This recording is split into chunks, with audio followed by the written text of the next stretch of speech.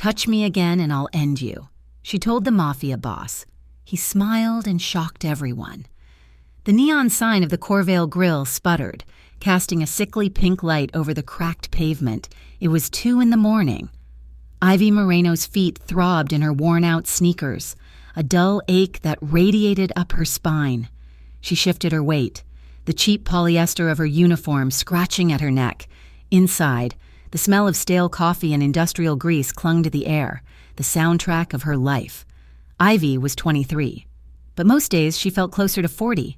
She was scraping by, a fragile truce with poverty, built on double shifts at the grill and 3 nights a week cleaning office buildings downtown. Every dollar was split between rent on their tiny, drafty apartment, the electric bill, and whatever was left for food. It was all for Max. Max was 12. It was the only good thing she had managed to drag out of the fire. 3 years ago, she had packed a single duffel bag, grabbed Max's hand while her stepfather, Rick, was in a drunken stupor on the sofa, and ran. They'd been running ever since, and Corvale was just the latest stop. But for 6 months, it had been quiet. For 6 months, she had almost convinced herself they were safe. "More coffee, hun?" she asked a trucker hunched over the counter, forcing a smile that felt like a crack in porcelain. He grunted, pushing his mug forward.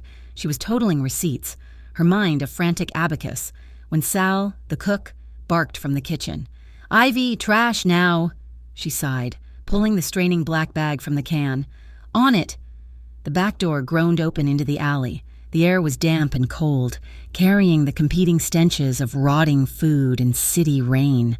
She dragged the bag toward the dumpster, her head down, already thinking about the bus ride home. That's when she heard the voices, low, urgent. "No excuses. Frankie, you knew the rules." The voice was deep, smooth, and utterly devoid of emotion. "Please, Mr. De Lorenzo, it was a mistake. My kid, he's sick. I needed the cash. I'll pay it back, I swear." The other voice was high, terrified. Ivy froze, hidden by the shadow of the dumpster. She peeked. A sleek black car, the kind she only ever saw in movies, was idling at the end of the alley. 3 men. 2 were shadows in expensive suits. The third was on his knees. Frankie. She recognized him. He owned the bakery down the street. The man he'd called De Lorenzo stood in front of him, illuminated by the single, flickering security light. He was tall, dressed in a black suit so fine it seemed to drink the light. He wasn't yelling. He wasn't threatening. He was just listening, his head tilted, as if considering a business proposition. "A mistake," De Lorenzo repeated. It wasn't a question. "I swear to God." Frankie sobbed. De Lorenzo looked at one of his men. "He swore." The man chuckled. De Lorenzo reached into his coat, and Ivy's heart stopped. He wasn't pulling out a wallet. He was calm, methodical. Frankie saw it. No, please." The sound was not as loud as she expected, a dull, heavy pop. Frankie slumped forward, a dark stain spreading on the concrete. Ivy's breath hitched, a tiny, fatal sound. The man, Luca De Lorenzo, didn't flinch. He slowly wiped his hand with a white handkerchief before tucking it away. Then he turned. His eyes found her instantly. She was 20 feet away, half hidden, a cheap uniform and a bag of trash, her only armor. He was the city's apex predator, Luca De Lorenzo. The papers called him a ghost, a businessman. The streets knew him as the head of the Corvale criminal syndicate, a man who had inherited his father's empire and ruled it with cold, precise efficiency. He saw her. She saw him in that moment. Ivy Moreno didn't scream. She didn't run. She just stood, pinned by a gaze so cold it burned. One of his men took a step. Reaching inside his jacket, Luca raised a single, gloved finger. The man stopped. De Lorenzo walked toward her. Not fast, not slow. He stopped about 10 feet away, close enough for her to see the flecks of gray at his temples, the sharp cut of his jaw. He studied her. Not like a man looking at a woman, but like a man cataloging a problem. "You're late taking out the trash," he said, his voice the same smooth, quiet baritone that had just condemned a man to death. Ivy's heart was a hammer against her ribs. but her survival instinct, honed by years of living with a violent man, screamed one thing: do not look like prey. She swallowed, the lump in her throat feeling like glass. He smiled, a tiny, terrifying upturn of one corner of his mouth. We'll talk soon. He turned, got into the back of the car, and was gone. The alley was silent again, save for the drip of rain from a gutter and the body cooling on the pavement. Ivy didn't remember walking back inside. She didn't remember finishing her shift. She only remembered the look in his eyes and the quiet promise in his voice. She did not call the police. Calling the police meant questions. Questions meant social workers. It meant they would dig, and they would find Rick, and Rick had legal rights. The fear of the Mafia was a cold, new terror, but the fear of losing Max was an old, familiar one. She would rather face a killer than a judge. The next few days were a blur of hypervigilance. Every customer who walked into the grill was a threat. Every car that slowed down on her street was a killer. She barely slept. She held Max a little too tight, her nerves stretched to their breaking point. Then, she knew she was being followed. It was a black sedan, different from the one in the alley, but just as out of place in her run-down neighborhood. It was there when she walked Max to the bus stop. It was there when she came home from the grill. A week after the murder, on a busy Tuesday lunch rush, the bell on the diner door jingled. Ivy was balancing 3 plates on her arm. "Be right with you," she called out, not looking. She dropped off the food, turned, and her blood ran cold. Luca De Lorenzo was sitting in her section, in a booth with a cracked red vinyl seat. He was alone, sipping a glass of water, as if he were just another customer. The few other patrons in the diner seemed to shrink, hunching over their food, trying to become invisible. Ivy stood, frozen, the empty plates suddenly feeling like lead. "You're ignoring me," she whispered, her voice shaking. "I'm here for lunch," he said, his eyes scanning the stained menu. "What's good?" The audacity of it broke her fear, replacing it with a hot, sharp anger. This man was bringing his world into hers. He was sitting in the same booth where Max sometimes did his homework. "Get out," she hissed. His eyes snapped up from the menu. They were dark, unreadable. "I'm a paying customer. We reserve the right to refuse service." He chuckled. "To me? I own the company that owns the bank that holds the lease on this building. Sit down." "Ivy." She didn't move. "How do you know my name? I know you're 23. I know you work 2 jobs. I know you're raising your brother, Max. And I know you ran from Richard Peterson in Atlanta 3 years ago. You're good at running, but you're here now." The world tilted. He knew everything. The fear came rushing back, suffocating. "What do you want?" she managed, her hands clenched at her sides. "You look tired, stressed. I'm offering you a job." "A job?" "A receptionist at one of my logistics companies. 9 to 5, full benefits, 3 times what you make here." He slid a business card across the table. "It comes with an apartment, better neighborhood, secure." She stared at the card. It wasn't a job offer, it was a leash. "Protection." She spat. "You mean a cage?" He leaned forward. His calm was 1,000 times more terrifying than any threat. "What you saw, Ivy, others know you saw it. My rivals. They don't have my discretion. They'll want to silence you, just to hurt me. I'm offering you a way to keep you and your brother safe." "Safe," she repeated, laughing, a bitter, broken sound. "From you? From everyone, including your stepfather. He's been asking around. He's closer than you think." That hit her like a punch to the gut. "Rick, I don't want your job," she said, her voice low and final. "I don't want your money. I don't want your protection. I want you to leave me. And my brother, alone." For a long moment, he just studied her. She expected anger, threats. Instead, he looked amused. "You're the first person in a decade who's told me no, and meant it," he said, standing up. He dropped a $100 bill on the table. "For the coffee. I didn't bring you coffee." "I know." He paused, his gaze hardening. "Think about the offer." "You can't protect him by yourself." He left. The diner seemed to exhale as the door closed behind him. That night, Ivy got off her second shift at 8. She rushed home, the rain soaking her thin jacket. The dread had been building all evening. Max was supposed to be home by 4. He always called. He hadn't. She ran up the 3 flights of stairs, fumbling for her keys. Max. The apartment was empty, cold. His school bag was on the floor, but his jacket was gone. Max, she screamed, her voice cracking. She called his cell, straight to voicemail. She called his best friend's house. He wasn't there. The panic was a living thing, clawing at her throat. It was Luca. It had to be. He offered her a job. She refused. This was the consequence. He took her brother. Rage, pure and white-hot, replaced the panic. She didn't think.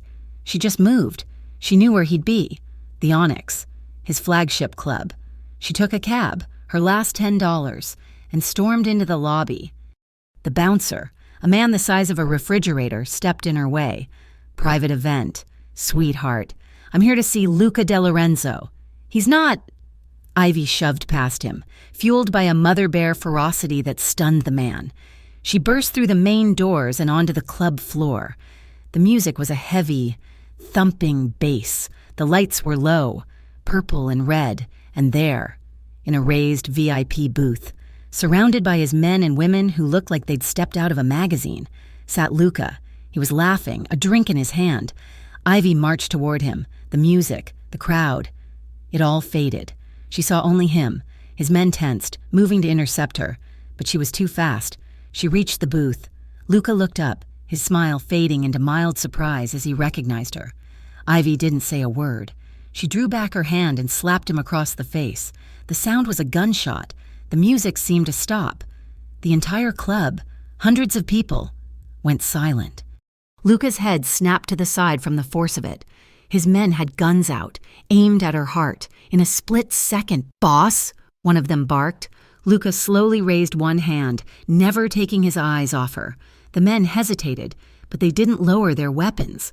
He turned his head back, his cheek bright red. The surprise was gone, replaced by a still, dangerous shock. No one touched Luca De Lorenzo, ever. "Where is he?" Ivy screamed, her voice breaking, tears of rage and terror streaming down her face. "Where is my brother, you monster? You took him!" Luca touched his cheek, his expression unreadable. "I don't know what you're talking about." "Max, you know what I'm talking about. You offered me a job. I said no. So you took him. Give him back." She raised her hands to hit him again, but this time he caught her wrists. His grip was steel. "I do not have your brother," he said, his voice low and intense, cutting through the silence. "You're lying. You're a killer." "I am," he said, and the admission silenced her. "But I did not take your brother." Just as she was about to break, to collapse. Her phone buzzed in her pocket. She fumbled for it, her hands still trapped in his. He let her go. The caller ID was an unknown number. "Max?" she answered, sobbing. "Ivy, it's Officer Davies. We're at the, 3rd precinct. We've got Max here. Is he okay? Is he hurt?" "He's fine, shaken up, but fine. He said a man was following him from school. He got scared and ran, hid in a convenience store until they closed. Then the owner called us. He's safe, ma'am." Ivy's legs gave out. She sagged against the velvet rope of the booth. A man was following him.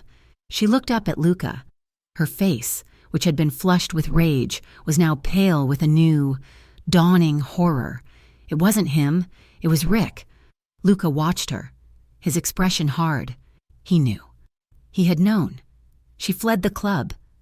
After she had picked up Max, after she had held him and cried and listened to his trembling story about a man with mean eyes who had followed him for blocks, she took him home.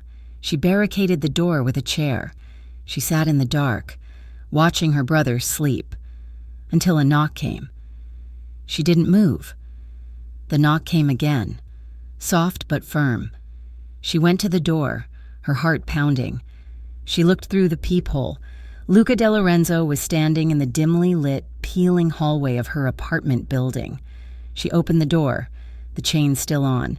"He's an associate of Richard Peterson," Luca said, his voice quiet, not bothering to identify who he was. "A low-level enforcer. Rick must have put the word out." "How do you—" "He knows you're in Corvale, Ivy," He's here. That's who was following your brother. I'll leave, she whispered, her voice dead. We'll run again, and he'll find you again. Luca said. He pushed gently on the door. The chain strained. He'll find you, and he'll have the law on his side. You took his stepson. He's my brother. The law doesn't care. He's a child. You're not his legal guardian. He pushed again, harder. Let me in. Ivy. She unhooked the chain. He stepped inside, and her tiny apartment seemed to shrink, suffocated by his presence. He looked at the chair she had shoved under the knob. He looked at Max, sleeping on the pull-out sofa. This is not safety, he said. I don't have a choice. I gave you one, he said, turning to face her. His cheek was still faintly red. You slapped me, in front of my entire organization. You accused me. You embarrassed me. I should be angry. Are you? She asked, her chin up. His eyes drifted over her, and for the first time, she saw something other than amusement or cold business. Something deeper. No, he said, his voice a low rumble. I'm not. He stepped closer. The old threat, the new threat. I'm the only one who can stand between you and both of them. I won't be your property. I'm not asking you to be. He looked back at Max. He's scared. He's sleeping with his sneakers on, ready to run. Ivy's breath caught. You will take the job, Luca stated. You will take the apartment. You will let my men watch your brother. You will not run, and you will not hide, because if you do, he will get to you, and I'm the only one who can stop him. She looked at her brother, at his small, sleeping form. He was right. Max was sleeping with his shoes on. This is not a choice, she whispered. No. Luca agreed. He moved to the door. It's not. A car will be here at 7 a.m. Be ready. He left, closing the door softly behind him, leaving Ivy Moreno standing in the ruins of the life she had tried to build, and in the terrifying shadow of the only man who could save it. The new apartment was a cage, just as she had expected. A very expensive, very high, very sterile cage. It was a penthouse, perched on the 30th floor of a glass tower that looked down on Corvale like a silent, judgmental god. The furniture was all sharp angles, chrome, and white leather, smelling faintly of chemicals and new money. The windows were vast, floor-to-ceiling sheets of glass that offered a stunning, panoramic view of the city, a city she could see, but not touch. Luca De Lorenzo had been there when they arrived. He stood by the window, hands in the pockets of his dark trousers, a king surveying his domain. The kitchen is stocked. Your brother's room is the second door on the left. You'll have a new phone, a new number. Only I will have it, he'd said, his voice flat. Max, oblivious to the undercurrents, had run to the window, pressing his hands to the glass. Ivy, look, you can see the stadium. This is better than TV. Ivy had dropped their single duffel bag by the door. It's clean, she'd said, the words sharp. It was the only compliment she could offer. Luca had turned, a flicker of that same unnerving amusement in his eyes. You're not impressed. It's a box. Mr. De Lorenzo, just a fancier one. There are rules, he'd continued, ignoring her. You do not leave without an escort. You do not open the door. You do not contact anyone from your old life. A man named Marco will be stationed outside the door. He'll handle anything you need. Groceries, transportation for Max. So he's the zookeeper, Ivy shot back. Luca had walked toward her then, stopping just outside her personal space. He's the man who will stop a bullet meant for you. Try to show some gratitude. Gratitude, she'd repeated, the word tasting like ash. For being a prisoner? You are not a prisoner. Ivy, you are protected. There is a difference. Only to the one in charge. Their new life fell into a tense, suffocating routine. Ivy hated it. She hated the quiet hum of the central air, the thick silence that swallowed all sound, the knowledge that Marco was always just outside the reinforced steel door. She hated the way Max was starting to relax, as if this were normal, as if the monster who provided the video games and the fresh fruit was a friend. But most of all, she hated that Luca De Lorenzo was right. She was safe. She tested the rules constantly. It was the only way to feel like she was still breathing. When Marco offered to take Max to school in a black armored sedan, Ivy refused. "We'll walk," she'd insisted, her chin high. "It's 3 miles, ma'am, and it's not advised," Marco said, his voice polite but unyielding. He was built like a heavyweight, but his eyes were tired. "I don't care. We need the air." It had taken one phone call from Marco, a low murmur into his cuff, before Luca's voice came through Marco's earpiece, loud enough for her to hear in the echoing hallway. "Let her. Follow them." So she and Max walked, a black sedan crawling along the curb 10 feet behind them the entire way. It was a humiliating public display of her leash. She hated being controlled. She was learning. Hated being questioned. He would appear at the apartment at odd hours. Always unannounced, always in a perfect suit. He never came to see her. He came to check on his investment. He would ask Marco for a report. He would check the locks. He would stand at the window, drinking an espresso, his presence filling the sterile apartment with a low-grade, dangerous energy. Ivy made a point to ignore him, wiping down counters, noisily helping Max with his homework, treating the most feared man in Corvale like a piece of furniture. One afternoon, the school called. Max had a fever. The nurse needed someone to get him. "I'll drive you, ma'am," Marco said, already reaching for his keys. "No," Ivy said, grabbing her jacket. "I'm his sister. I'm going alone. I cannot let you do that." "I don't remember asking your permission," she snapped. She was halfway to the elevator when he stepped in front of her, a wall of muscle and regret. "Please, Ivy, don't make me." She shoved him. It was like shoving a building. "My brother is sick. He'll be fine. We will go together." This time, she didn't bother arguing.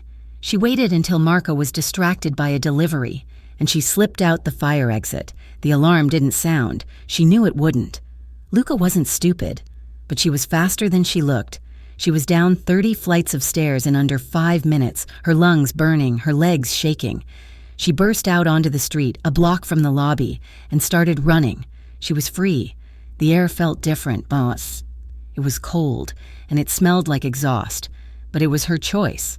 She made it 2 blocks before the black sedan, not Marco's, a different one. Sleeker, meaner, skidded to a stop in front of her, blocking the crosswalk. The back door opened. Luca De Lorenzo got out. He wasn't wearing his suit jacket. His white shirt was rolled up at the forearms. He had been in the middle of something. He was furious. But he didn't yell. Rick yelled. Rick threw things. Luca just stood there, his body vibrating with a controlled, terrifying rage that was colder than the wind. "Get in the car," he said. "My brother is sick. I'm getting him. Get in the car." "Or what? You'll shoot me in the middle of the street?" she challenged, her voice trembling. He took 2 long strides and was in front of her. He was so close she could feel the heat rolling off him. He grabbed her upper arm, his fingers digging in, and pushed her toward the open door. "You want to live? You want him to live?" he growled, his voice a low rasp that cut her to the bone. "You stay where I put you." The ride back was silent, suffocating. She sat rigid in the plush leather, staring out the window, refusing to look at him. When they got back to the penthouse, Marco was waiting, his face pale. Luca dismissed him with a nod. The door clicked shut. They were alone. Max was still at school. "He was fine," Luca said, throwing his keys onto the glass table. "A minor headache. Marco's associate picked him up 10 minutes ago. He'll be here in 5. Ivy's relief was so profound it made her weak, and that weakness made her angry. "You have no right," she whispered, her hands clenched. "No right. I have the only right. I am the only reason you and that boy are still breathing. I am the only reason your stepfather's friends haven't bundled you into a van. And this is how you repay me? By running into the street like a suicidal child? I am not your property," she screamed, the words echoing in the huge, empty room. "You don't own me. I'm not one of your cars or your cheap women. I had to get to my brother. You had to follow the rules," he roared, his control finally snapping. He slammed his fist on the table, and the glass didn't break. But Ivy flinched. She hated that she flinched. "You think this is a game?" He advanced on her. "You think you can just walk away? I told you. I cannot protect you if you fight me." He was backing her into the kitchen, his size swallowing the space. "You think you're strong. You're not. You're just reckless. You're a liability." He grabbed her arm again, the same arm as before, his grip bruising. That was it. The touch, the assumption of ownership, the echo of Rick's hand on her. Ivy snapped. "Touch me again and I'll end you," she hissed, her voice low and shaking with a venom that surprised them both. She meant it. The air went still. Luca froze. His eyes, which had been black with anger, narrowed. He looked at her. Really looked at her. He saw the fire. He saw the desperate, trapped animal. He saw that she was not afraid of him, but of what he represented. And then, the most terrifying thing of all happened. He smiled. It wasn't amusement. It wasn't a smirk. It was a slow, dawning smile of pure, unadulterated shock and respect. His men, stationed in the hall, would have been terrified. No one spoke to Luca De Lorenzo like that. No one lived. Anyway, he let go of her arm. He stepped closer, invading her space. But his anger was gone, replaced by an intense curiosity. "You'll end me?" he whispered. She didn't back down. She stared right into his eyes. He slowly, deliberately, lifted his hand. Ivy flinched, a tiny, involuntary movement. His eyes darkened. He didn't stop. He moved his hand, not to her throat, not to her face, but to the wild strands of hair that had escaped her ponytail, with a tenderness that was more shocking than a blow. He gently tucked the hair behind her ear. His calloused fingers grazed the shell of her ear, the side of her neck. Ivy's breath hitched. Her heart was a drum against her ribs. The air was so thick she could barely breathe. It was the most intimate, most threatening gesture she had ever experienced. "We'll see," he murmured. He turned and walked out of the apartment, leaving Ivy trembling, her skin burning where he had touched her. That night, she dreamed of Rick. She was back in the Atlanta house. The air was thick with the smell of stale beer and old carpet. She heard his heavy boots on the linoleum. She heard his voice, slurred and angry, calling her name. She was small. She was 12. She was hiding under the stairs, but he found her. He always found her. Ivy woke up with a scream trapped in her throat, sitting bolt upright in the king-sized bed. She was tangled in 1,000 thread-count sheets. She was in the penthouse. She was safe. But her heart was pounding, her skin slick with cold sweat. Her bedroom door opened. She scrambled for the lamp, her hand knocking it. "It's me." Luca's voice. He was silhouetted in the doorway. He wasn't in a suit. He was wearing a plain black t-shirt and dark sleep pants, his feet bare. "Get out," she gasped, pulling the comforter up to her chin. "You were screaming," he said, ignoring her. He walked in, not toward the bed, but toward the window. He looked out at the city lights. It was a nightmare. About him. It wasn't a question. She said nothing. He turned, and in the dim light from the hallway, she saw him clearly. He looked tired, human. He walked over and sat down, not on the bed, but on the upholstered bench at the foot of it. He kept his distance. "I tried to kill him once," Ivy said, the words tumbling out into the dark. "Rick, my stepfather." Luca was silent, watching her. "I was 16. He'd been bad for a week. Drinking, he hit Max, because Max spilled his beer. Max was only 9. He split his lip open." She picked at a thread on the comforter. "I waited until he passed out. I got the biggest knife from the kitchen, the one for carving." She looked at Luca. His expression was unreadable, but he was listening. "I stood over him. I had the knife. I could feel the heat from his breath. I wanted to... God, I wanted to... But I couldn't. I couldn't. I dropped the knife and I ran." She took a shaky breath. 2 years later, he broke my arm. That's when I finally took Max. We've been running ever since." She didn't know why she was telling him. Maybe because he was the only other person in the world who understood killing. Luca was quiet for a long time. The silence stretched, filled only by the distant sound of traffic. "You're not that girl anymore," he said, his voice soft. "How do you know?" "Because you looked me in the eye today and threatened to kill me," he said, "and you didn't have a knife in your hand." He stood up. "He won't find you. I won't let him." He paused at her door. "Go back to sleep, Ivy." He closed the door, leaving her in the dark. A shift had happened. He had listened. He hadn't commanded. He hadn't threatened. He had just listened. And for the first time, Ivy looked at the man who had murdered someone in an alley, and she saw something else, something complicated. A few nights later, a storm rolled through Corvale, knocking out power to half the city. The penthouse, with its sweeping views, became a black hole. The emergency lights were a weak, sickly green.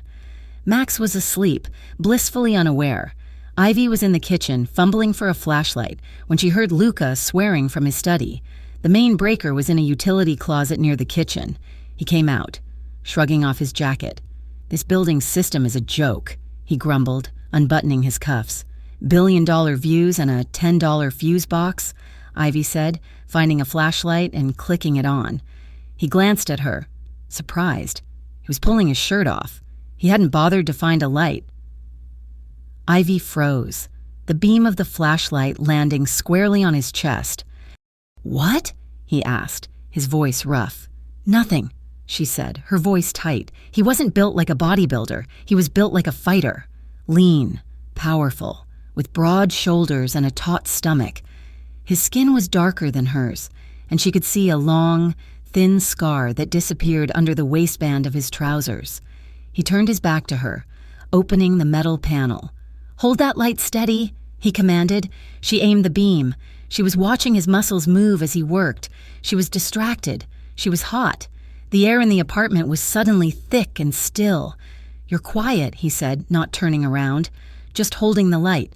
That's a first." He grunted, flipping a switch. "Nothing." "Damn it." He braced a hand against the wall, reaching deeper into the panel. The pose flexed every muscle in his back. Ivy swallowed. "Stop staring," he said, his voice laced with amusement. "I'm not." She lied. "I'm just surprised you know how to do this. I figured you just bought a new building when the lights went out." He chuckled, a low, rough sound. "My father believed a man should know how to fix what's his. He found the problem, a blackened switch. He reset it. The main lights flickered, then flooded the apartment with light. Ivy blinked. Blinded, he turned. He was standing in the narrow closet doorway. She was standing just outside it. He was still shirtless. They were inches apart. The playfulness was gone. His eyes scanned her face, her throat, the way the light hit her. She could smell him. Soap, metal, and something warm. "Thank you," she whispered. Her voice not her own. "Any time," he murmured. He had to move past her to get out of the closet. He didn't move around her. He brushed past her. His bare skin, hot and damp from the work, grazed her arm. His hip brushed hers. The friction was electric. A jolt went straight through her, coiling low in her stomach. Her breath caught, a tiny, audible gasp. Audible. He stopped, his side pressed against her, his face inches from hers. He looked down at her, his eyes dark, his lips parted. She should have pushed him. She should have slapped him. She should have run. She didn't. She tilted her head, her gaze dropping to his mouth. He knew. He saw it. A slow, dangerous smile touched the corner of his mouth, and just as he started to lean in, she broke. No, this was not her. This was fear. This was gratitude. This was Stockholm. She shoved him hard and stumbled back. "Don't," she breathed. Luca's expression didn't change. He didn't look angry. He didn't look rejected. He just watched her, his gaze heavy. He slowly bent, picked up his discarded shirt, and slung it over his shoulder. He walked away without a word. The next morning, Ivy came out of her room, her nerves raw, her body humming with a strange, frustrated energy. She hadn't slept. Luca was at the kitchen island, dressed in a flawless gray suit, a phone pressed to his ear. He was talking about shipping manifests and percentages. He looked up as she poured a cup of coffee. His eyes were cold, blank, as if the night before had never happened, as if he hadn't stood shirtless in her space, as if he hadn't listened to her nightmares. "Good morning," he said. His voice clipped. He covered the receiver. "Marco will take Max to school, my associate, Dante. We'll be here at 9. He's taking you to the flower shop, your new job. Don't be late." He turned, walking back to his study, his voice already dropping back into the cold language of business. "No, the container has to be on the water by midnight." Ivy was left standing in the bright, sunny kitchen, her coffee turning cold in her hand. The whiplash was dizzying. He was a monster. He was a man. He was her protector. He was her captor. And she, God help her, was confused. The flower shop was called Fiori di Corvale. It was an oasis of impossible beauty and cloying sweetness in the concrete heart of downtown. It was also, as far as Ivy could tell, a front. The sheer volume of flowers that moved through it, orchids from Hawaii, roses from Ecuador, tulips from Holland, seemed wildly disproportionate to the number of wealthy patrons who drifted in. But it was a job, and it meant she was no longer just the woman in Luca de Lorenzo's glass tower. She was still a prisoner, of course. Her new shadow was a man named Dante. Where Marco had been polite and weary, Dante was silent, sharp-eyed, and built like a weapon. He didn't drive her. He sat in a black car across the street for her entire 8-hour shift, watching the entrance, working, even in a gilded cage. Felt like breathing again. She needed to feel less kept. She needed to touch things that were real. She arranged bouquets with a frantic, focused energy. Her hands, which had been raw from industrial bleach, now soft from rosewater and pricked by thorns. The clients were a new education. The women of Corvale's elite. They drifted in, smelling of expensive perfume and entitlement, and they talked as if Ivy, the new girl trimming stems, were deaf. It's a tragedy. One woman, dripping in tennis bracelets, whispered to her friend one afternoon, his driver's wife, "Cancer, Luca is paying for everything. All her treatments in Switzerland." "He's a saint," the other agreed, picking up a white orchid. "A saint," the first woman laughed, a brittle, sharp sound. "Darling, he's the one who put her husband in the hospital 2 years ago. This is just balancing the books. My husband says he's a machine, all business. Hasn't been the same since, well, you know."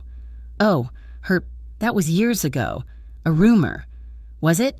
I heard he buried her in his own garden, with his bare hands." "That's absurd. He's a businessman. He gave $50,000 at the hospital gala last week. Only," the first woman sniffed, "because the new commissioner of police was in attendance." Ivy kept her head down, her shears snipping a steady rhythm, a saint and a monster, a killer who paid for cancer treatments, a man who murdered a baker in an alley and ran a high-end flower shop. The more she heard, the less she understood him. Her new routine. The quiet lull of her new life lasted exactly 1 week. Her presence, she learned, had not gone unnoticed. It was a Tuesday. A courier, not their usual one, brought in a single, small package. It was a sleek black box, tied with a simple black ribbon. No card. For the shop? Her manager, Elena, asked. "No name, just the address," Ivy said, frowning. "Probably a sample from a new vendor. Open it, dear." Ivy untied the ribbon. She lifted the lid. The smell hit her first, a sour, sickening wave of rot. Inside, nestled on a bed of white satin, was a single rose, but it was not a rose from their cooler. It was dead, blackened, dried, and crumbling at the edges. Under it was a small, embossed card. 4 words, "You'll wilt too." Ivy's blood didn't just run cold. It evaporated. This wasn't Rick. This wasn't a custody battle. This was a message from his world, the world of men who killed in alleys. Elena, seeing her face, rushed over. "Ivy, what is it? Oh my God." Dante was through the door in less than 10 seconds. The bell on the door jangled violently. He saw the box. He saw Ivy's face. He didn't speak. He grabbed the box, grabbed Ivy by the arm, and pulled her toward the door. "We're leaving. My shift. Now." He didn't take her to the penthouse. He drove her deep into the financial district, to a tower of black glass that seemed to scrape the sky. He marched her through a private lobby, into a private elevator. When the doors opened, they were in Luca de Lorenzo's office. It was vast, occupying the entire top floor. The desk was a slab of polished black marble. The man behind it was on the phone. his suit jacket off, his expression grim. He saw her, saw Dante's hand on her arm, and his eyes narrowed. "I'll call you back," he said, and ended the call. "What?" he demanded. Dante placed the box on the desk. Luca looked at it, then at Ivy. "She received this at the shop." Luca's face was a stone mask. He opened the box. He read the note. For a second, he did nothing. Then, very slowly, he closed the lid. He looked at Dante. "Get out. Lock the building down. I want the source of this. I want the courier. I want the company. I want to know what he ate for breakfast. Go." Dante vanished. The silence in the room was absolute. Luca hadn't moved. He was just staring at the black box. "This is your world," Ivy whispered, her voice shaking. "This is what you brought me into." He looked up, and his eyes were not cold. They were on fire, a black, burning rage that made her skin crawl. He rounded the desk in 2 strides. He was in front of her, his size and his fury a physical force. She thought he was going to hit the wall, or her. He pulled her to him. His hands gripped her upper arms, his fingers digging in, not gently but not to hurt, to hold, to anchor. He pulled her so close their bodies were almost touching. He was staring down into her eyes, his jaw tight, his chest rising and falling in sharp, controlled breaths. "Are you hurt?" he growled. "No." "Did you touch the rose?" "No, just the box." He's furious, she realized, but it wasn't at her. It was a raw, territorial, possessive fury that had nothing to do with her disobedience. It was the rage of a king whose borders had been breached. "This is what I was trying to prevent," he said, his voice a low rasp. "This is what happens when they think they can get to me." "By threatening me," she spat, trying to pull away. He wouldn't let her. "By touching what is mine," he hissed, the words, the proximity, the adrenaline of the threat. It all combined. The air crackled, thick with something more than fear. It was the same tension from the kitchen, but 1,000 times stronger. "I am not yours," she breathed, but her voice had no power. "They think you are," he said. His gaze dropped to her mouth, and the tension snapped. He lowered his head and his mouth crashed down on hers. It was not a gentle kiss. It was not tender. It was a violent claiming. It was frustration and rage and a desperate, clawing longing.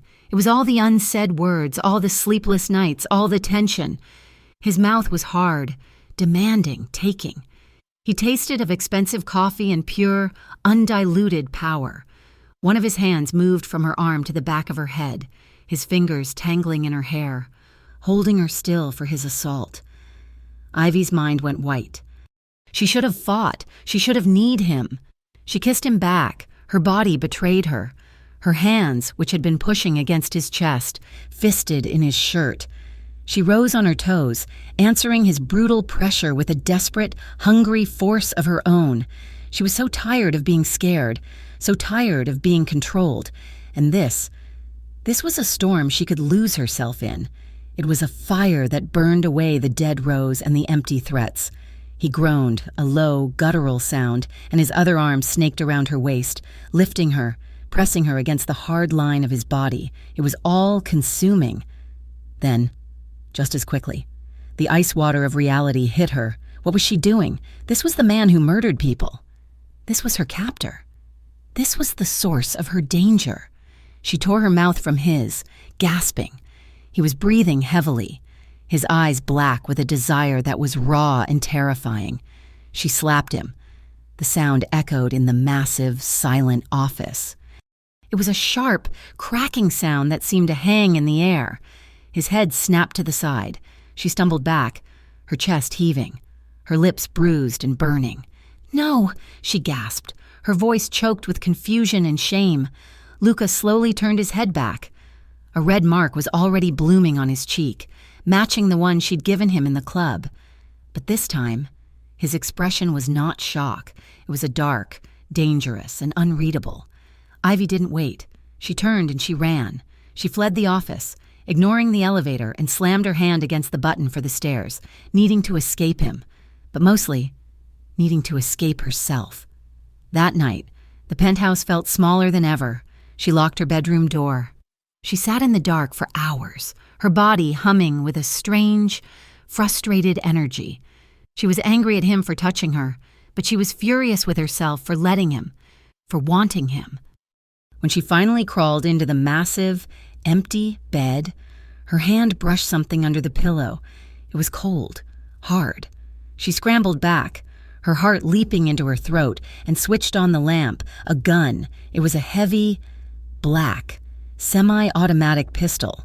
It was lying where her head should have been. Her blood ran cold. Was this a threat? Then she saw the note, a single, thick piece of cardstock, folded once. She opened it. His handwriting was sharp, elegant and aggressive. Only if you mean it. She stared at the words. It took her a full minute to understand. Touch me again and I'll end you. Her threat, her words thrown back at her. He wasn't threatening her. He was arming her. He was giving her the weapon. He was acknowledging her threat, her power, and giving her the means to follow through. She picked up the gun. It was heavy, real. This was not a test. This was a statement. Ivy began to understand. Luca De Lorenzo didn't want a broken, obedient thing. He wasn't trying to own her. He was trying to make her safe, even from himself. He was trying to forge her into something that could survive his world, on her terms. A few nights of tense, fragile silence passed. Luca was gone. She didn't see him. The flower shop was closed for renovations. She was back to being a prisoner in the tower, but now she was a prisoner with a loaded gun under her mattress. Max, ever the innocent, was the one who broke the silence. They were eating dinner, a takeout he'd requested. He was meticulously picking onions out of his noodles. Ivy. Yeah, bud? Is Luca your boyfriend? Ivy choked on her water. What? No, Max, no. Why would you even... He's not... Max shrugged, his expression serious. Okay. I just wondered, because he looks at you funny. Funny how? She asked, her voice tight. I don't know, like you're his homework, and he doesn't know the answer, and it's making him really mad. But he's not going to quit. She had no answer for that. He's just helping us. Max, that's all. Eat your food. She said no. But the idea lodged in her chest, a strange, heavy, and uncomfortable weight. The next day, her old world and her new one collided.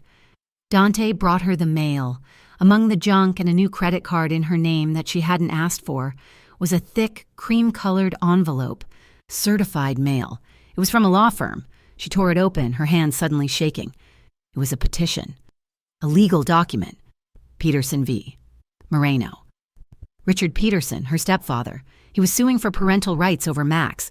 The paper swam before her eyes. He was claiming she was an unfit guardian, that she had abducted a minor, that she was unstable, had no permanent address, and was, according to his private investigator, cohabiting with a known organized crime figure. She couldn't breathe. This was it. The nightmare. The one thing she had run from for 3 years. He had found them. And he was using Luca to take Max away. This was the one threat Luca's guns couldn't stop. This was a court. This was the law. She spiraled, pacing the penthouse. The paper crumpled in her fist. She was sobbing, gasping, the walls of her glass cage closing in. She was still pacing, still crying, when the elevator doors opened and Luca stepped out. He must have been called. He took one look at her, at the papers in her hand, and his face hardened into granite. He can't. She was muttering, a frantic prayer. He can't. He won't, Luca said, his voice a low, cold command. He took the papers from her unresisting hand. He scanned them. His jaw tightened. He pulled out his phone. Anthony, get to the penthouse. Now. A pause. I don't care who you're in front of. Cancel it. He hung up. Anthony is the best family law attorney in the state, he said, as if discussing the weather. He will bury him. He will take this investigator's license, and he will have your stepfather arrested for harassment. The ease with which he said it, the casual power, it made her sick. With your money? She screamed, the word tearing out of her. Using your name.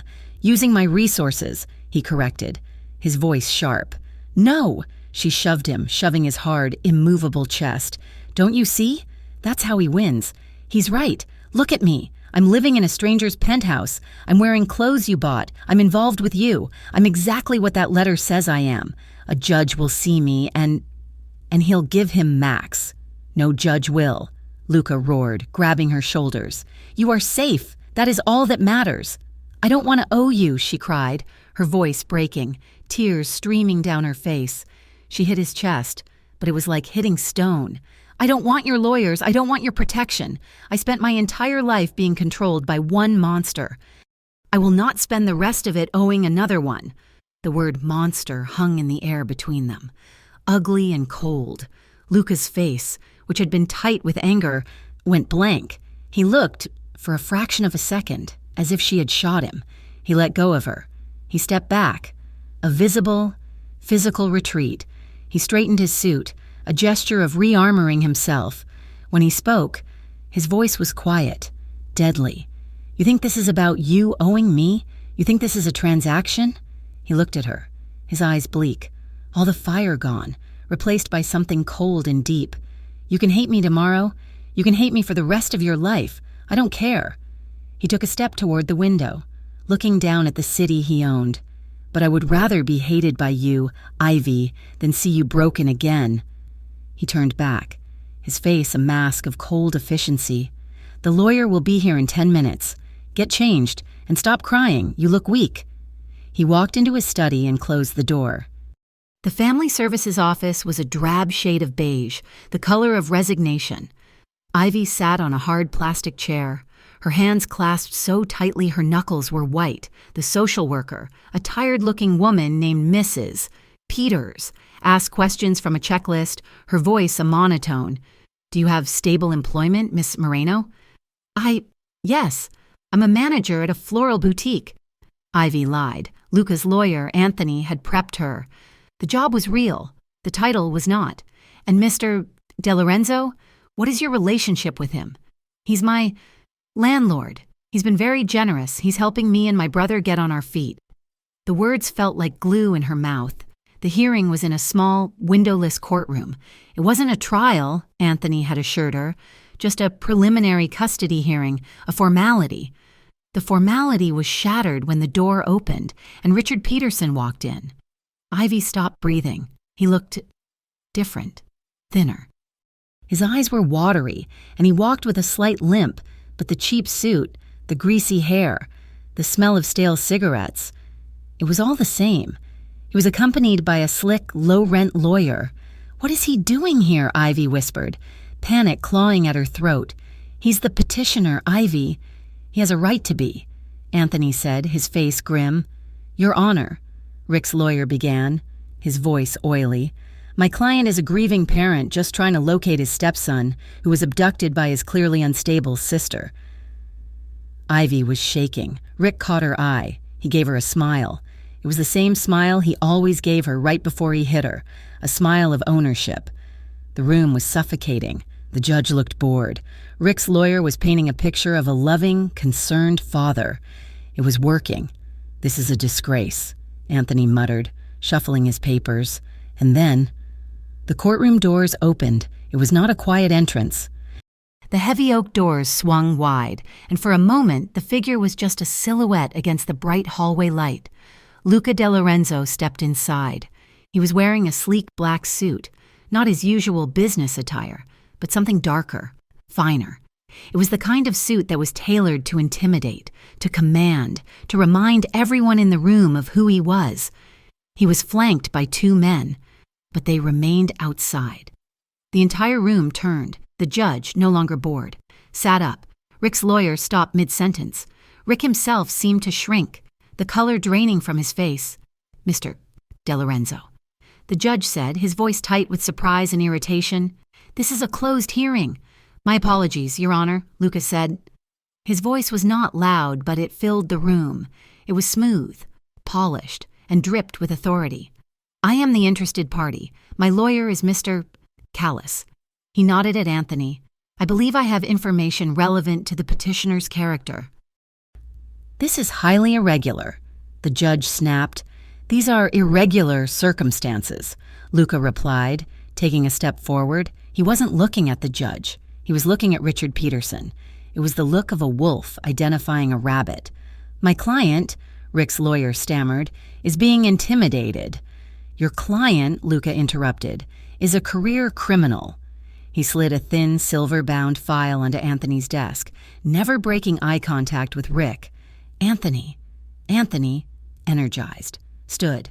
"Your Honor, we have new evidence. We have documentation of the petitioner's actual record, not the one he's presented." "He has no record," Rick's lawyer protested. "A few youthful indiscretions, expunged." "Not all of them," Anthony said, opening the file. "We have sealed records, an aggravated assault charge in '99, dismissed when the victim mysteriously recanted. We have a witness intimidation charge from 2003. We have evidence of 3 separate restraining orders filed by different women.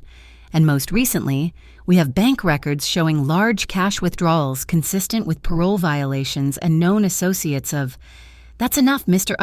Callis," the judge said, his face dark. He was looking at Luca. He knew, everyone in the room knew, that this information was not obtained through legal channels. This was a display of power. Rick was sweating, his face a pasty gray.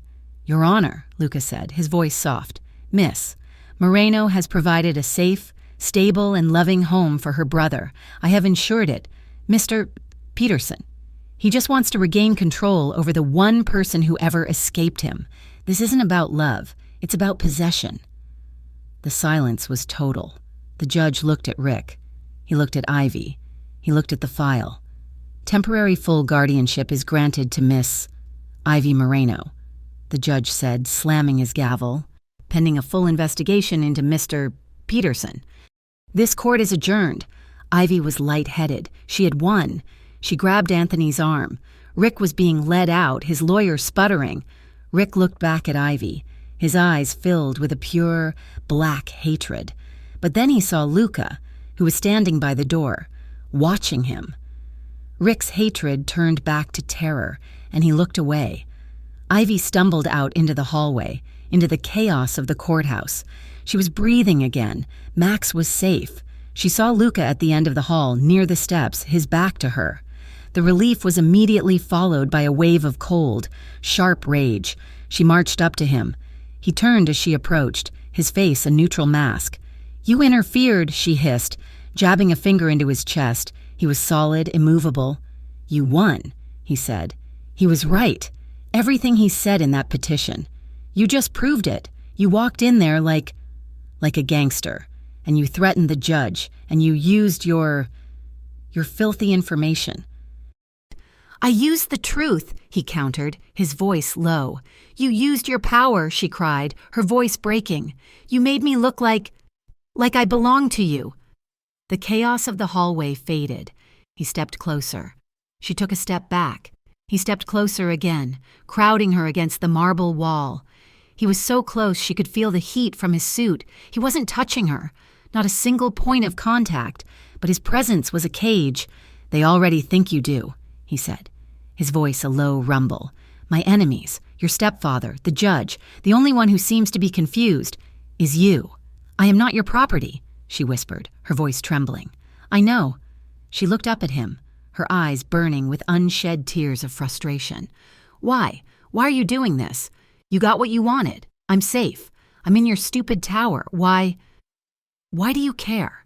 His eyes, which had been hard, softened. He looked at her, his gaze intense, stripping away her anger, her fear, leaving her raw. "Because I want something real," he said, his voice barely a whisper, meant only for her. She stared, confused. "What? My whole life. It's not real. It's transactions. It's loyalty for money. It's fear for respect. It's an empire of lies and shadows. I want one thing, just one. That's real." He leaned in, his breath warm on her ear. "And you, Ivy, you're the only thing that's ever told me no. You're the only thing that's ever been real." He pulled back. He looked at her, his heart in his eyes for one unguarded second. Then he straightened his tie, the mask of Luca De Lorenzo slipping back into place. "Anthony will take you home," he said, and walked away, leaving her trembling against the wall. That night, she didn't go to her room. She paced the penthouse, the adrenaline from the courtroom finally fading, leaving an aching exhaustion. But it was more than that. You're the only thing that's ever been real. She thought about the gun under her pillow, the flower shop, the way he'd looked at Rick, the way he had respected her when she'd slapped him. She found herself outside his study. The door was open. He was inside, standing at the window, his suit jacket gone, his tie loosened. He heard her. He turned. He didn't look surprised. He just watched her, his expression guarded. She walked in. She didn't stop until she was standing in front of him. She looked at his throat, at the pulse beating there. She looked at his mouth. He won't stop, she whispered. Rick, he'll come back. No, he won't, Lucas said, his voice final. That's over. And your enemies, she asked, looking up at him. The dead rose. Are they over? No, he said, his voice hardening. They're not. She was standing in his space. She was the one crowding him now. She saw the question in his eyes. Thank you, she said. And before he could respond, before she could lose her nerve, she rose on her toes, slid her hands up his chest and kissed him. He froze. For a full second, he was utterly still, a statue. She didn't care. This was her choice. This wasn't about fear. It wasn't about gratitude. It was about the fact that he was the only one who had seen her. All of her. The fear and the rage, and hadn't turned away. She pressed her lips to his, a soft, uncertain, emotional kiss. Then he broke. A sound, a low groan, tore from his chest, and his hands were on her. One hand buried itself in her hair, tilting her head. The other went to her waist, pulling her flush against him, lifting her off her feet. His mouth opened over hers, and it was not the angry, possessive kiss from his office. This was a deluge. It was all the pent-up longing, all the realness he'd craved.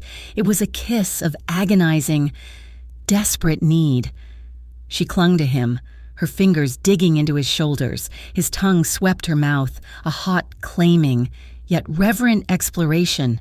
It was intense. It was everything. They stumbled back, and he pressed her against the wall by the window, his body a hard, hot line against hers. He kissed her throat, her jaw, his lips burning. She arched into him, her mind, for the first time in her life, utterly, blissfully blank. He moved back to her mouth, his lips softer now, asking, not just taking. And she gave. And then she stopped. She put her hands on his chest. Wait!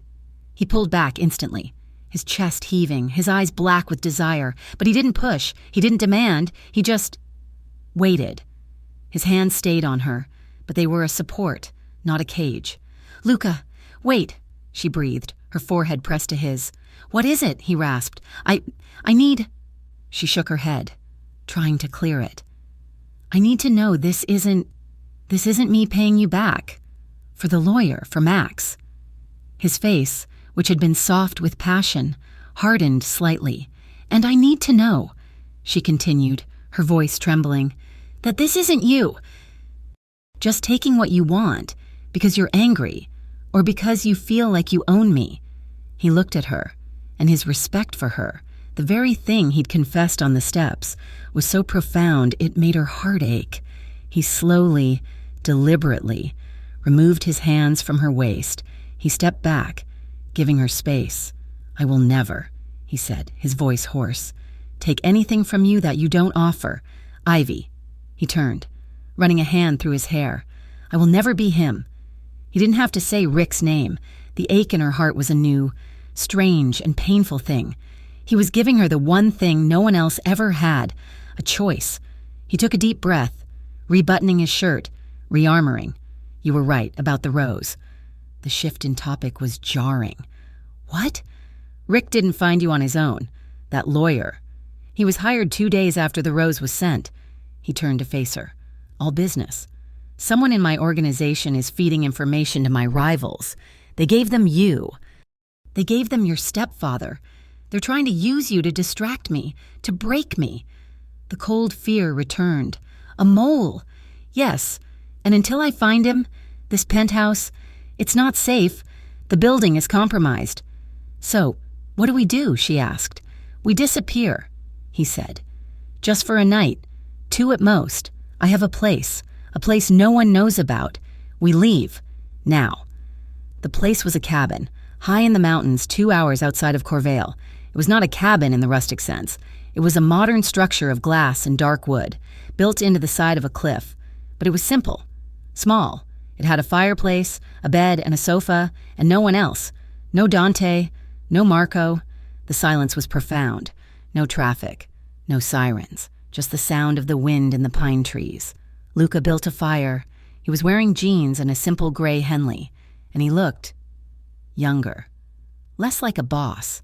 "You're not scared," he noted, watching her as she stood by the window, looking out at the black, empty wilderness. "Of what?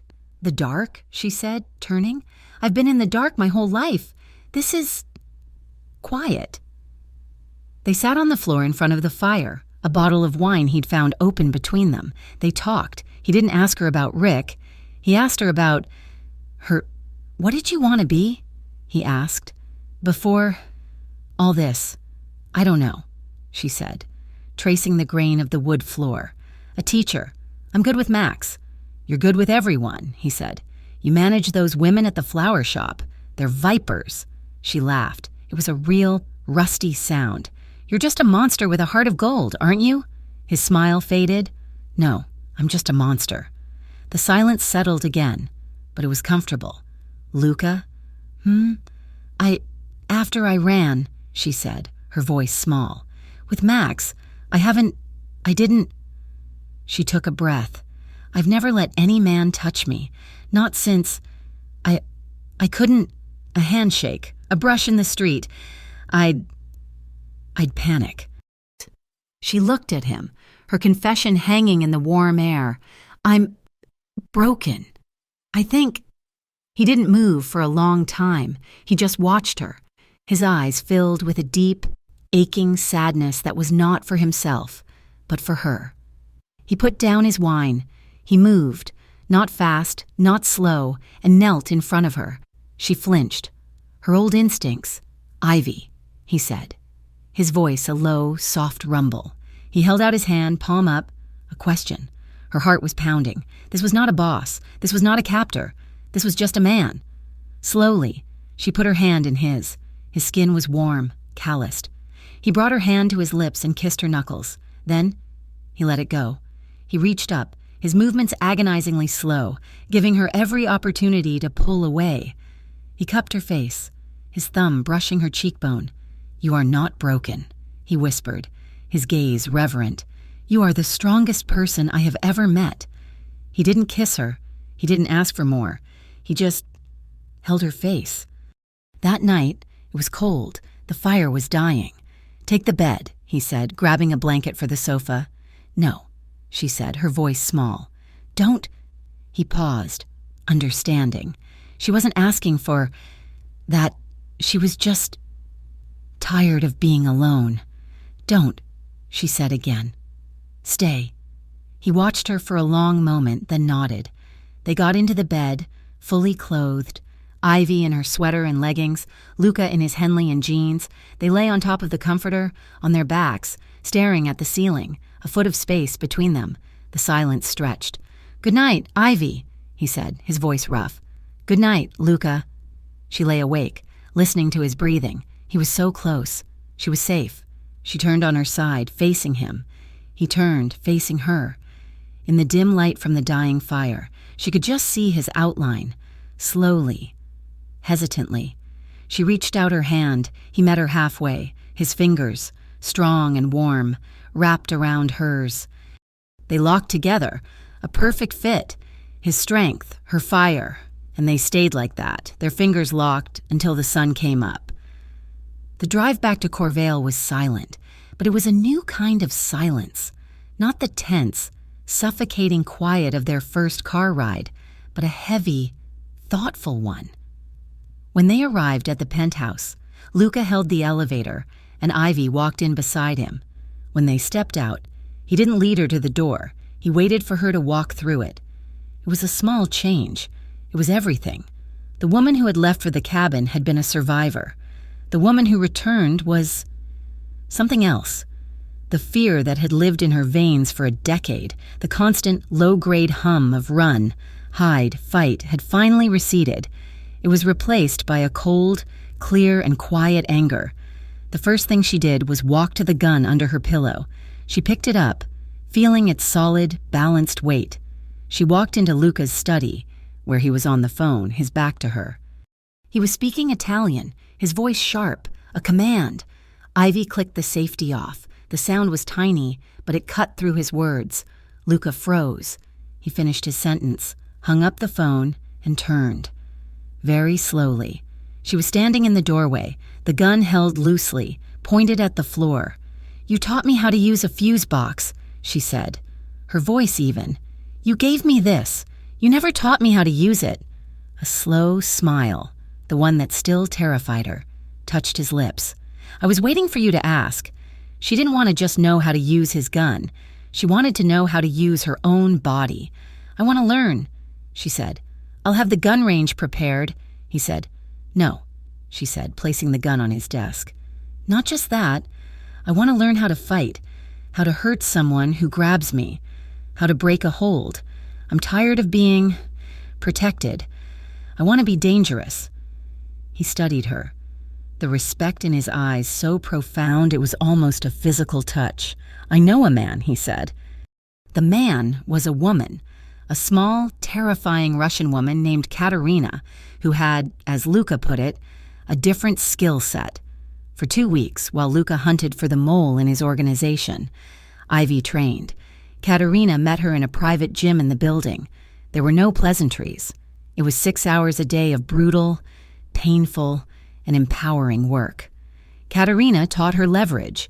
She taught her how to use an attacker's weight against them. She taught her how to find the weak points, the throat, the eyes, the knees. But most of all, she taught Ivy how to take a hit and get back up. "You are small," Katerina said, her voice a gravelly monotone, as she pinned Ivy's arm. "This is good. They will not see you. But your anger, it is loud. It makes you sloppy. Fight with your head. Your anger is a tool. It is not the weapon." Ivy learned to be quiet, inside and out. Her body ached, a constant throb. She was covered in bruises. But with every day, the last vestiges of the victim she had been were beaten out of her. Luca would watch sometimes. He would stand at the back of the gym, a silent shadow, and observe her. She would see him, and she would hit the bag harder, her movements sharper. She was showing him. She was showing herself. The photos arrived on a Monday. They were delivered by Dante, who now looked at Ivy with a new, wary respect. The envelope was plain. Inside, there were 3 photos. Ivy's blood turned to ice. It was Rick.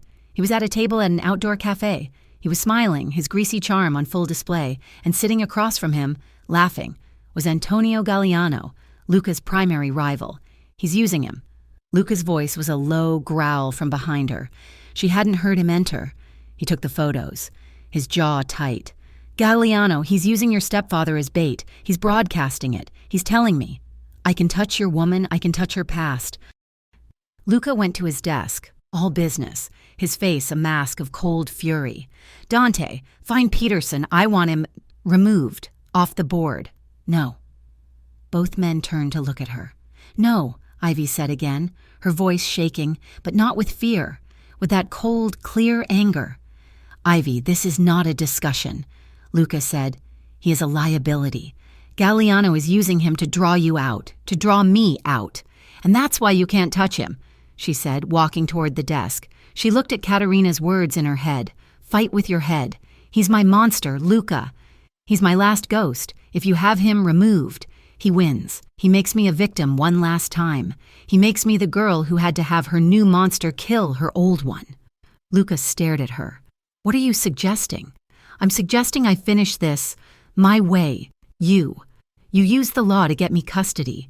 But this is outside the law. This is about fear. And he's been using it on me my whole life." She tapped the photo. "He's not a threat. He's a pawn. He thinks he's smart, dealing with Galliano, but he's just a pathetic, stupid man. He's not trying to kill me. He's trying to scare me. He wants me to run. So, what's the plan?" Luca asked, his voice quiet. I don't run. Ivy said, I meet him. Luca was on his feet. Absolutely not. In public, a crowded place, a place he can't try anything, she said, her mind racing. He sent me these, right? He wants me to know, he wants me to be scared, so I'll call him. I'll agree to meet him. I'll tell him he wins. I'll give him money. I'll get him to say it. Say what? That he's working with Galliano. That this is a setup. That he's violating his parole by associating with known felons. That he's threatening me. Ivy, that's insane, Luca said. Is it? She said. You have your way of doing things. This is mine. I will meet him. You will have your men everywhere, but I will be the one at the table. I'm not hiding in your tower while you clean up my messes. Not this one. He looked at her for a long, agonizing minute. He was at war with himself, the protector versus the man who respected her. 100 feet, he said, his voice rough. My men are never more than 100 feet away, and you are wearing a wire. The meeting was set for a crowded food court at the city plaza. It was loud, bright, and filled with people. Ivy sat at a small table. A cup of coffee she hadn't touched in front of her. Luca's men were everywhere. She saw Dante, dressed as a businessman. She saw 2 others, dressed as city workers. She knew there were more she couldn't see. She wasn't wearing a wire. She was wearing a small, 3-inch blade strapped to the inside of her wrist, Katerina's final gift. Then she saw him, Rick. He sauntered over, a new cheap suit on his back, a triumphant smirk on his face. He thought he'd won. Ivy, baby, he said, sliding into the seat.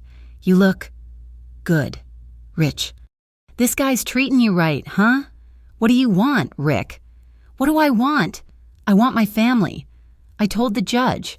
I just want my boy. You want money, she said, her voice dead.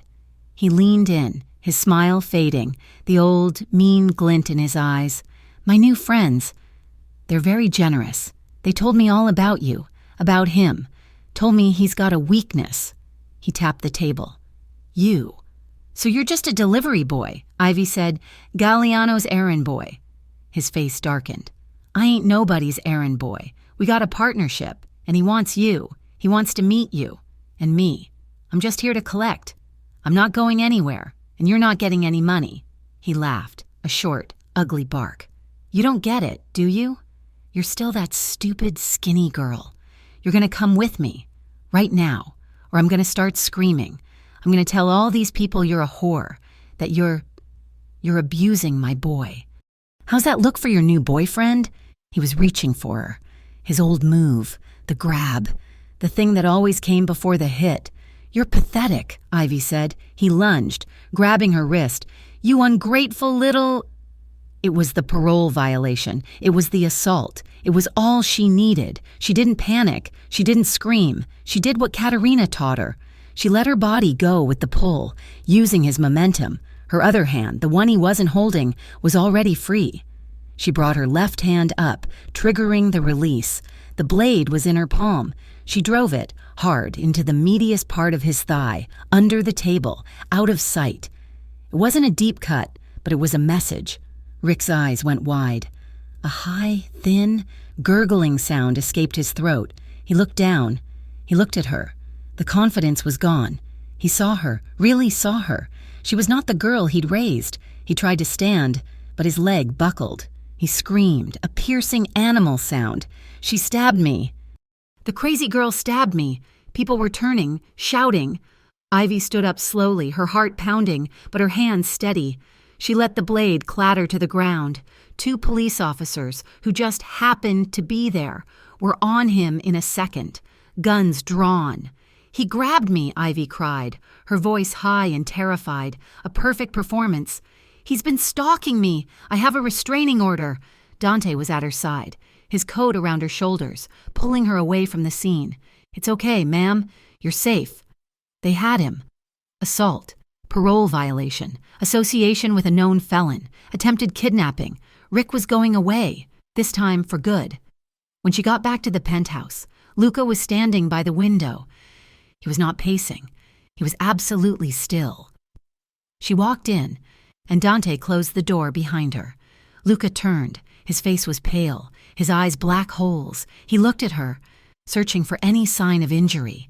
"Are you hurt?" His voice was a rasp. "No." He crossed the room in 2 strides. He didn't yell. He didn't accuse. He pulled her against him, his arms crushing her, his face buried in her hair. It was not a gentle embrace. It was a desperate, violent, silent holding. He was shaking, or she was, maybe both. He held her for a long, long time, his breathing ragged. Then he pulled back, just enough to look at her, his hand still gripping her shoulders. He was proud, and he was furious. The 2 emotions were at war in his eyes. "Don't," he whispered, his voice cracking. "Don't you ever do that again." He kissed her then, a hard, desperate kiss that tasted of fear and relief. That night, the tension between them was a living thing. The ghosts were gone. Rick was in a cell. The last tie to her old life was severed. She was new, and she was free. She showered, the water scalding hot, washing away the smell of the food court and Rick's cheap cologne. She put on a simple silk robe, one he had bought her. She walked to his bedroom. The door was open. He was standing by the window, just as he had been when she arrived, shirtless, his back to her, looking out at the city. He heard her. "Ivy," he said, his voice rough. "You should sleep." "I can't." He turned. His chest was a landscape of old scars and new energy. He was the most dangerous man she had ever met, and he was the only one she trusted. She walked toward him, her bare feet silent on the thick carpet. She didn't stop until she was standing in front of him, so close she could feel the heat from his skin. "Ivy," he warned, his voice a low growl. She rose on her toes and kissed him. It was not the angry kiss in his office, or the desperate, thankful kiss at the courthouse. This was a deliberate choice. She kissed him, and for a moment, he was still, his hands at his sides, his control absolute. She pulled back. "You told me," she whispered, her hands finding his chest, her fingers tracing the scars, "that you would never take anything I didn't offer." She looked up, meeting his black, burning gaze. "I'm offering—" A shudder went through him. His control broke. He kissed her. His mouth was not hard, not demanding. It was reverent. His hands, the hands that had taken lives, came up to cup her face, his thumbs brushing her cheekbones. His touch was agonizingly tender. He kissed her like he was starving, and she was the first real thing he had ever tasted. She answered him, her arms wrapping around his neck, her fingers tangling in his hair, pulling him closer. This was not about fear, or power, or gratitude. This was healing. His lips moved from her mouth to her jaw, her throat. "Ivy," he breathed, his voice thick with a decade of loneliness. He lifted her, his arms sliding under her, and she wrapped her legs around his waist. He carried her to the bed, never breaking the kiss. He laid her down, his body covering hers, but he held his weight, not crushing her. He was giving her space.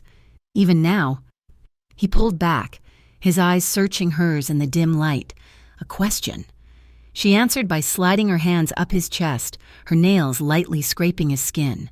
She pulled him down. Every movement, every breath between them felt like a secret being told. He touched her, not with possession, but with a desperate, gentle curiosity.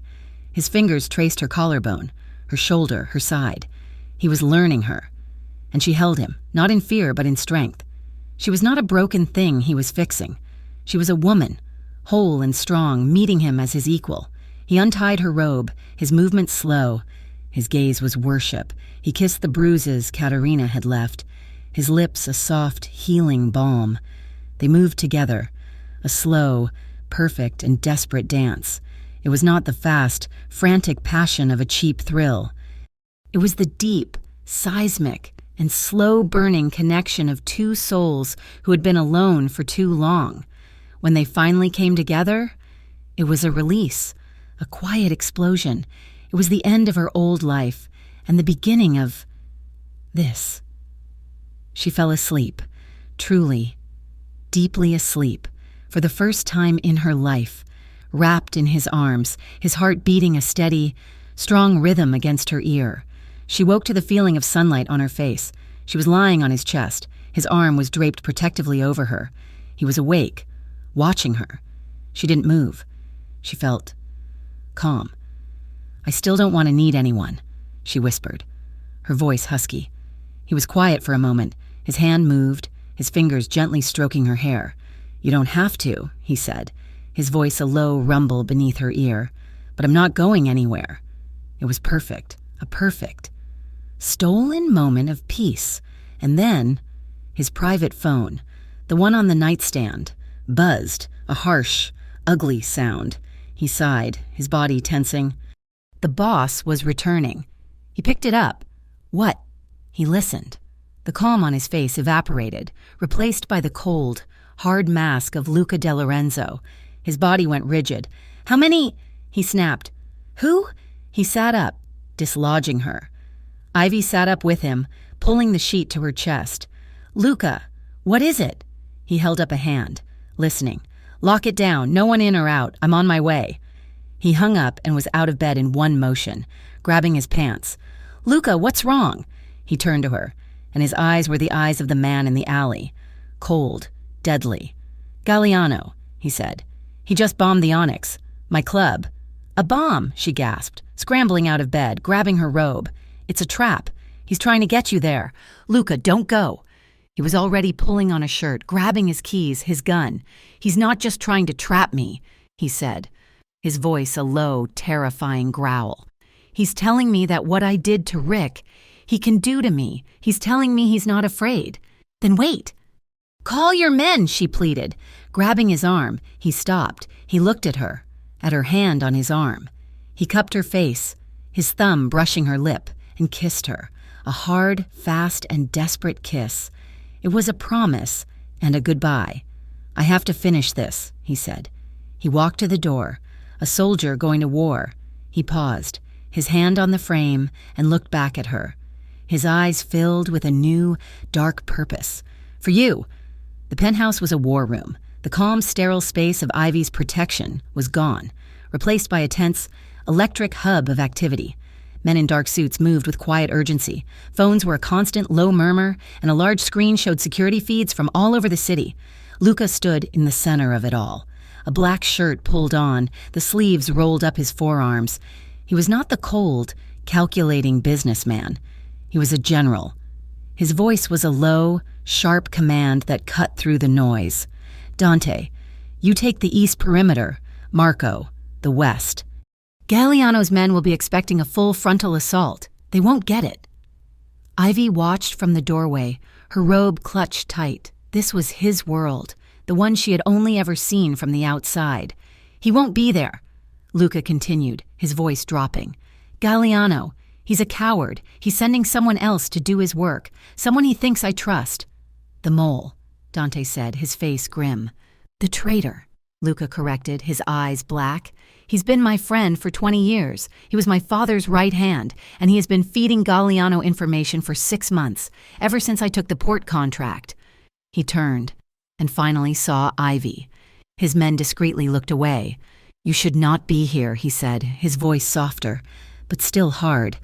"He's a friend?" she asked, her voice small. "He was my brother," Luca said, the betrayal a raw wound.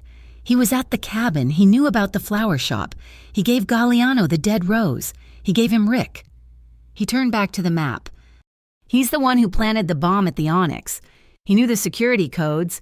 He's meeting Gagliano's men at the old cannery, thinking he's getting his final payout." "You're going?" Ivy said, walking toward him. "I am finishing this. Then I'm coming with you." The room went silent. Dante and Marco stared at the floor.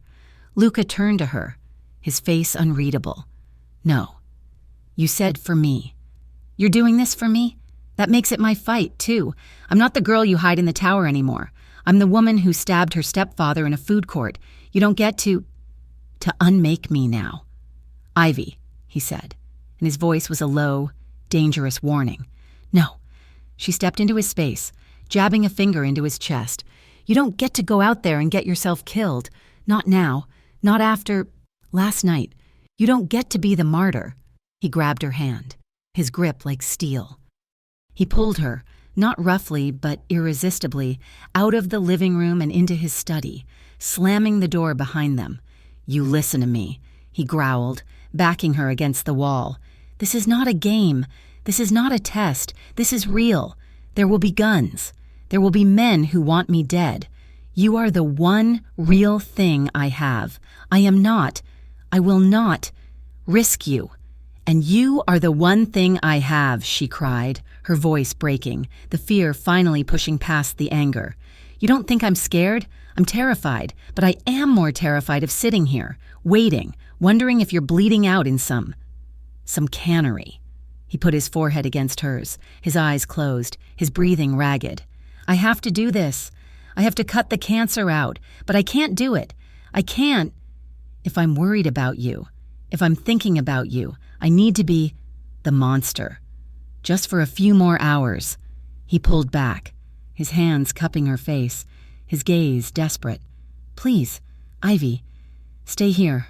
Be safe. For me, let me do this, so I can come back, so I can be the man you were with this morning." She looked at him, at the raw vulnerability behind the general's mask. She was his anchor, but she was also his weakness. She nodded, a single, sharp movement. "You come back," she whispered, her voice fierce. "You come back to me, Luca De Lorenzo, in one piece." "I will," he promised. He kissed her, a hard, fast, desperate kiss that tasted of fear and promises. It was the kiss of a soldier. And then he was gone. Ivy was left in the silent, empty penthouse. The war room was empty. Even Max was gone. Marco had discreetly moved him to a secondary, unknown safe house hours ago. She was alone. She paced. She made coffee she didn't drink. She looked at the gun she had left on his desk. She counted the seconds. 1 hour, 2. The city was quiet. Too quiet. Then her phone, the new one he'd given her, buzzed. It was Dante. "Ivy," his voice was rough, strained. "Is he—" She couldn't breathe. "He's alive. He's been shot. It's not bad, a graze. But you should come." "Where?" "Corvale General. We're on our way. I'm sending a car." The drive was a blur. She didn't remember the streets. She only remembered the cold dread in her stomach. A graze. A graze could be anything. She burst into the emergency room, a private wing she hadn't known existed. It was clean, sterile, and empty. Dante met her. His suit was torn, and there was a cut over his eye. "Where is he?" "This way." He was in a private room. He was lying on the bed, his eyes closed. His face was pale, streaked with grime and something dark. His arm. His left arm was heavily bandaged, a dark red seeping through. She walked to the bed, her legs shaking. He was breathing. He was alive. "The traitor?" she asked, her voice a whisper, her eyes never leaving Luca's face. "Captured," Dante said from the doorway. "He won't be a problem again. Galliano's men are also not a problem." "Go," she said. "Ivy." "Go," she repeated. "Get your eye stitched. I'm here now." He nodded and left her alone with him. She sank into the chair beside his bed, and for the first time, not in fear of Rick, not in anger at Luca, but in pure, terrifying love. Ivy Moreno broke down. She put her head on the bed, her hand clutching his uninjured one, and she sobbed. She cried for the man in the alley, for the man who had given her a gun, for the man who had held her in a cabin. She cried for the man who had gone to war for her. She was still holding his hand when she felt his fingers twitch. Her head snapped up.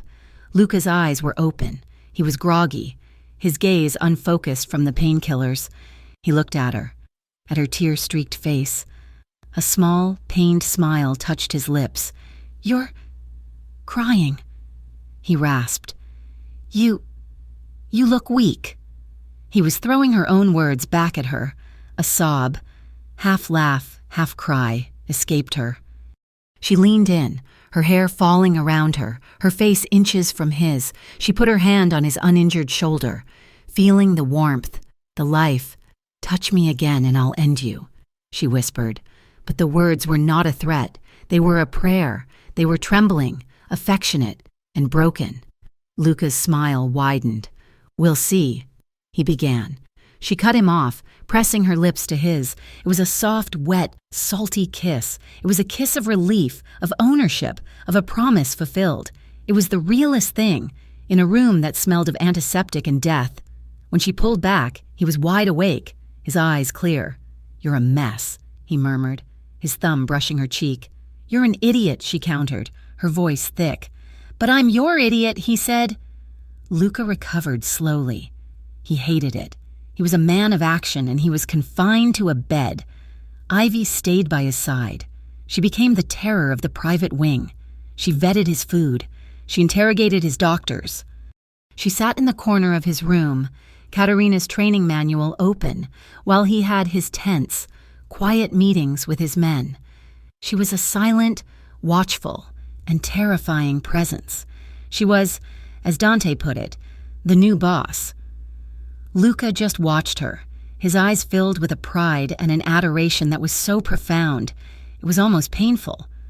One afternoon, a nurse brought in a card. "It's from your son," the nurse said, confused. Looking at Luca, Luca frowned. Ivy took the card. It was a piece of construction paper, folded, with a picture drawn in crayon. It was a stick figure of a man in a suit, with a stick figure of a boy, and a stick figure of a woman. She opened it.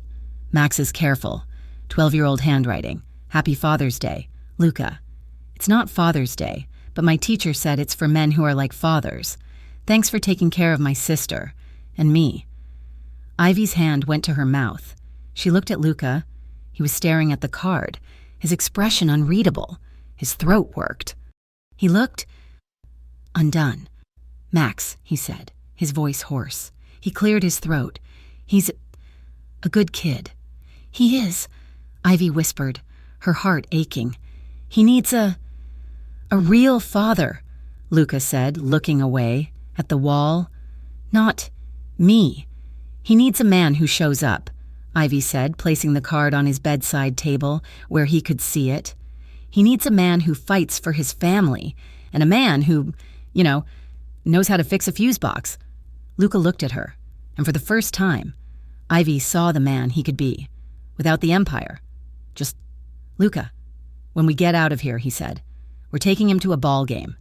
The day Luca was discharged, Ivy was offered a new job. The owner of the Fiori di Corvale, a silent partner Luca had never named, had decided to retire. The lawyers were offering her the business, full ownership, a clean title. "It's a gift," she told Luca, standing in the penthouse, the papers in her hand. "It's you, paying me off." "No," he said, buttoning his shirt. His arm was still in a sling, but he was back in a suit. "It's not a gift, it's a key. It's your own thing, a legitimate business, your name on a deed. It's not my company, it's yours. I'm not giving you a cage, Ivy. I'm giving you a way out, if you want it." She looked at him, a way out. He was giving her the power to leave him. "You're an idiot," she said, her voice soft. "So you've said." "I'm accepting," she said, "on one condition. Anything. You buy flowers, a lot of flowers, for every woman in every hospital in this city. You're going to keep me so busy. I'll be the most successful front in Corvelle history." He smiled. "That," he said, "I can do." Months passed. The winter chill gave way to a green, vibrant spring. Ivy's shop flourished. She was a natural. She was strong. She was fair. And she knew how to manage vipers. Max was enrolled in the best private school in the city and was, as he put it, getting good at baseball. Rick was in a federal prison, his parole violations and his new charges ensuring he would be an old man before he ever saw the sun. Galliano's empire had crumbled after the failed cannery assault, and the traitor was gone. One night, Ivy stood at the front of a building, the Onyx. It was rebuilt. It was no longer the dark, purple-lit den she had stormed into. It was elegant, all glass and steel and light. It was hosting a massive charity gala, a fundraiser for the Children's Hospital. Ivy was not in her old polyester uniform. She was wearing a deep, emerald green dress that clung to her. Her hair was down, and she was not a guest. The new Onyx was co-owned, 50%, De Lorenzo Industries, 50%, and Fiori di Corvale, LLC. She was standing at the entrance, a name on the deed, a woman on her own terms. The doors opened, and Luca walked out. He was in a black tuxedo, his arm completely healed. He was no longer the bruised soldier. He was the king, in his castle. He stopped when he saw her. He had seen her every day for 6 months, but he stopped, and his eyes were the same as that night in the cabin. Reverent. He smiled, a slow, genuine smile. He walked to her, took her hand, and brought it to his lips. "Miss Moreno," he said, his voice a low rumble. "You look like you own the place." "I do," she whispered, a smile playing on her lips. Flashes, bright and white, exploded around them. The press. They were Corvale's new power couple. The monster and the flower girl. The city was obsessed. Luca's arm went around her waist, familiar, warm, and possessive hold. He smiled for the cameras. Ivy leaned in, her lips brushing his ear. "Everyone's watching," she whispered, the cameras flashing, her heart full. "Don't smile like you've already won." Luca turned his head, his lips grazing her temple, his voice a secret, meant only for her. "But I have." Thank you for listening to this Mafia Romance story. We love creating these stories for you, and we hope you enjoyed Ivy and Luca's journey. We would love to know where you're listening from. Please drop a comment and let us know what city or country you're in.